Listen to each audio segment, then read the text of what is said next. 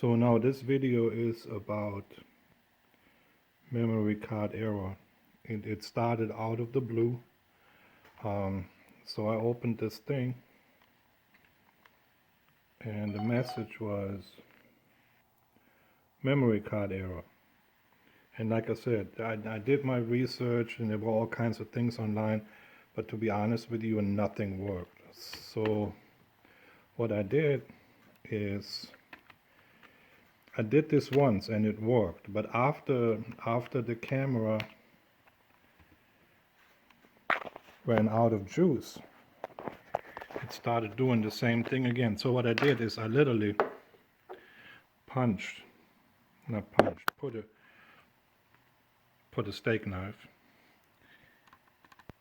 next to the memory card on the outside. I did slide it in there, and while I did that, I got a message. So I'm doing it right now. I got a message on the screen that said something updated. There it was. Okay, manual, right? And here is where the thing sticks in there. You see it? The knife in there. I know that's horrible. Let's go over here. So I'm going to take this out and close this little thing. Flip the camera over. Flip this thing back over and close it. So, okay, now so I had to put it down, and so I took the knife back out, closed that up. So now let's see what happens. You still get that memory card error. Nope, no memory card error anymore. Now let's see if that thing records. Yep, looks like it's recording.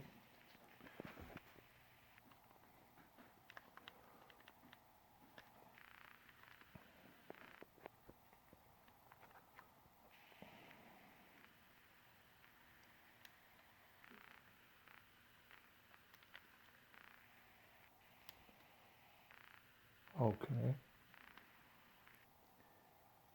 All right. Stop recording. Close it up. Open it back up.